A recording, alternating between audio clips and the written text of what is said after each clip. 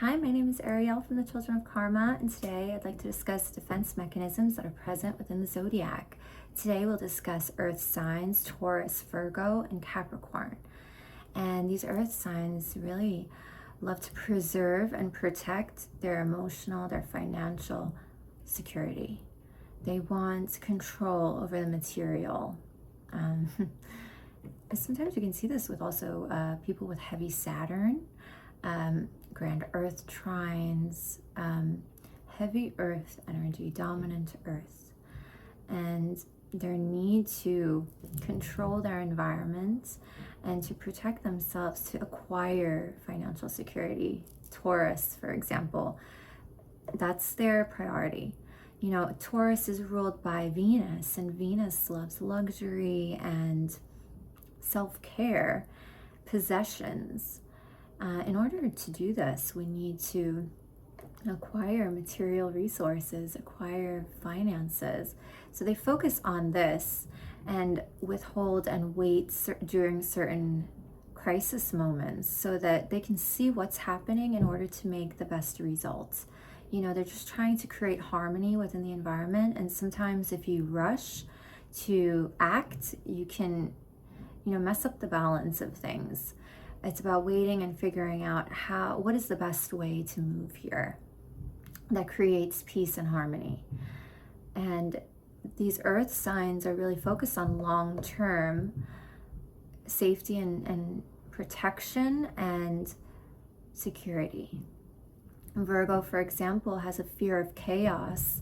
So it creates this environment, scheduled rituals in order to relax the mind, but also to create harmony within the cosmos, to create harmony within their environment. So you find them fixing often, they're often associated with perfection, right? And perfection, yes, but in the sense of maximum efficiency. They want things to run smoothly. A Libra, for example, will want perfection, but in the form of something ideal. They want an art piece and a magical something. And they're trying to achieve an ideal. But Virgo just wants it to work. It wants it to work well, because there's a point in everything that Virgo does, that ritualistic behavior, and I love that. It creates so much calm within, and there's a meaning for everything. And it kind of shows that Virgo energy lives with meaning. And I love that. Everything has a meaning. There are rituals throughout our day. Even washing hands is a ritual. We wash hands at particular times for a particular purpose to preserve our health, which is very Virgoan.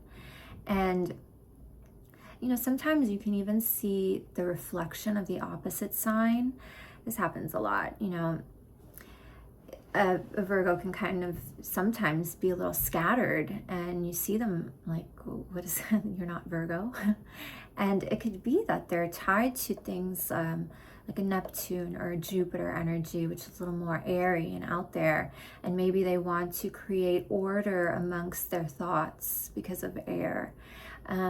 Maybe water for feelings. That structure, it makes the mind at peace. If you notice, if certain decisions are already made, you don't have to think about them. You know what you're doing. You can focus your mind on something else.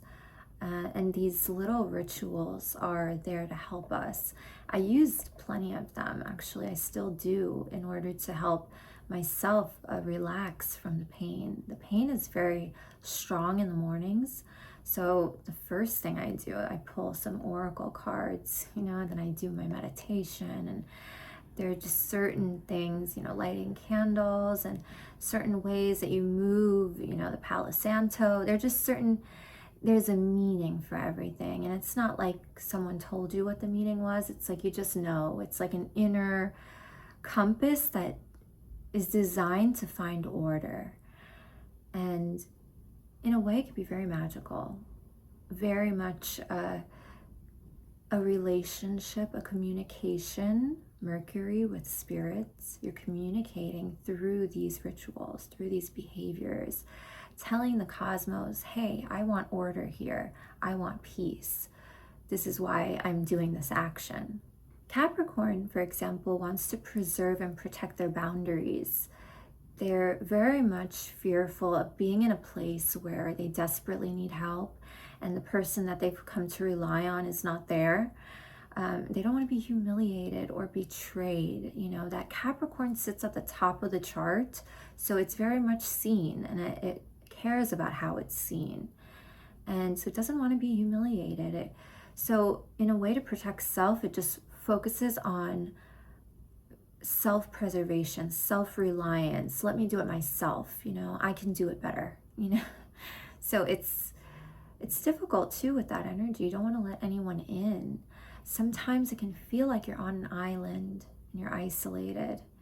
I pull this oracle card from the Scottish deck, and it always reminds me of that island and how on the map you see the borders of the island, but in reality that border is movable.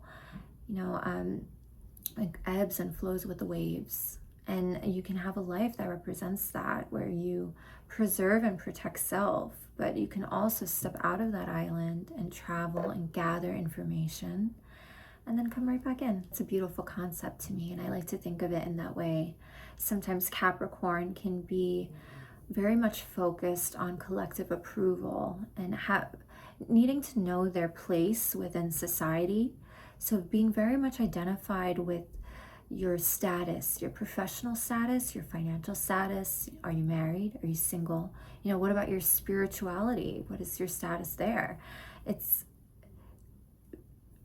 needing validation in a way from that collective, that you're doing the right thing, that you're behaving appropriately.